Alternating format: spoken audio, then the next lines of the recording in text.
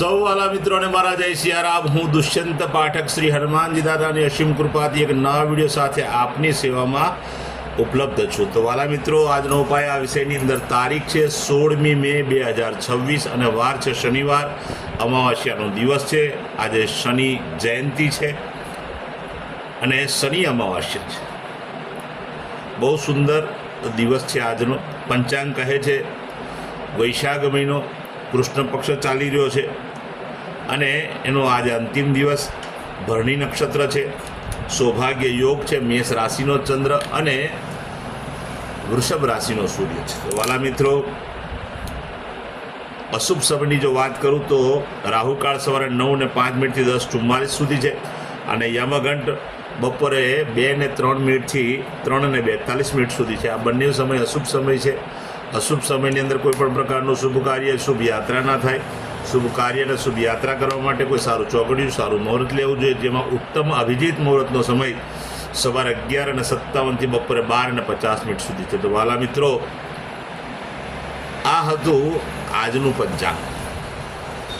હવે વાત કરીશું આજના ઉપાયની। તો આજના ઉપાયની અંદર વહેલી સવારે સ્નાન કરવા માટે બેસો ત્યારે તમારે નાવાના પાણીની અંદર ગુલાબજળને ઉમેરવાનું છે। બરાબર સમજી લે। ગુલાબજળ બજારમાં મળે જ છે।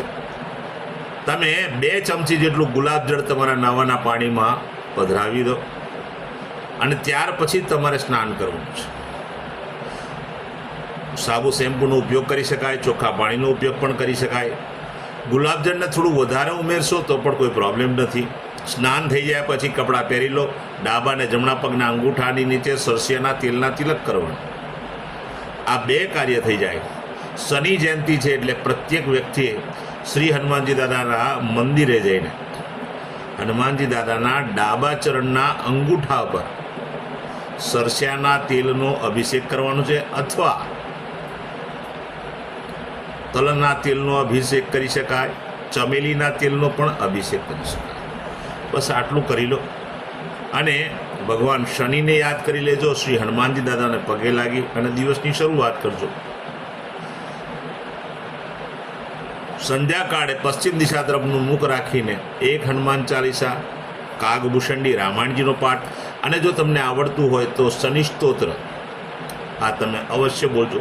શનિ સ્તોત્ર બોલતા ના આવડતું હોય તો ઓમ શમ શનિશ્ચરાય નમઃ આ મંત્રનો જાપ કરી લે। રાત્રે સૂતા પહેલા ઓમ કૃષ્ણાય વાસુદેવાય હરે પરમાત્મને પ્રત ક્લેશનાશાય ગોવિંદાય નમઃ આ મંત્ર તમારે તમારી જ પથારીમાં બેસી પલાઠી વાળી અને આ મંત્રનો જપ કરી લેવાનો યથાશક્તિ। આ તો આજનો ઉપાય। જે મારા વાલા મિત્રનો જન્મદિવસ 16મી મે 2026 શનિવારના દિવસે આવે છે તે બધા જ વાલા મિત્રોને સૌ પ્રથમ તો જન્મદિવસની શુભકામના। શ્રી હનુમાનજી દાદા એમની મનોકામના પૂર્ણ કરે, બળબુદ્ધિ વિદ્યા આપે, એમનું અને એમના પરિવારનું રક્ષણ કરે। ઉપાયના ભાગરૂપે મેં કહ્યું તે પ્રમાણે સ્નાન, મેં કહ્યું તે પ્રમાણે જ સરસિયાના તેલના તિલક કરવાના છે। વાલા મિત્રો, આ 2 કાર્ય થઈ જાય ત્યાર પછી ગૌશાળાએ જવાનું, ગાયોને લીલું ઘાસનું દાન આપવાનું, જે ઘરે ભોજન બને તે ભોજન પણ ગાયોને આપવાનું। ત્યાર પછી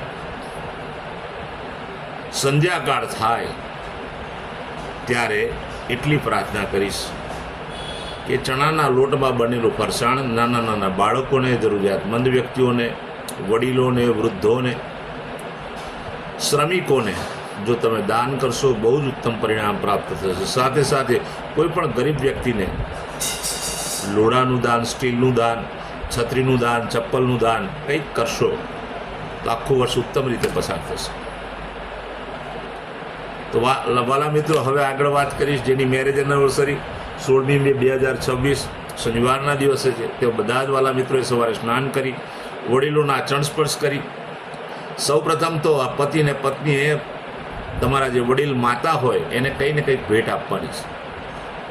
ત્યાર પછી ગૌશાળાએ જવાનું, ગાયોની સેવા, ગાયોને લીલું ઘાસનું દાન આપવાનું છે। તમારે ત્યાં ભોજન જે બન્યું હોય તે ભોજન ગાયોને આપવાનું છે। આટલું કાર્ય થઈ જાય ત્યાર પછી કોઈ પણ વૃદ્ધાશ્રમમાં, અનાથાશ્રમમાં, વિધવાશ્રમમાં જરૂરિયાતમંદ વ્યક્તિઓને, શ્રમિકોને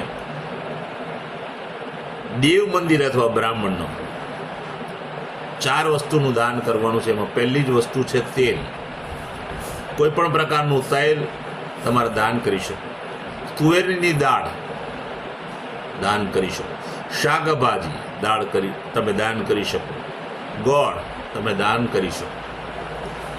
અને પ્રાર્થના કરું છું કે જરૂરિયાતમંદ વ્યક્તિઓને ચપ્પલ, છત્રી અથવા કાળું વસ્ત્ર, ભૂરું વસ્ત્ર તમે આપી શકો.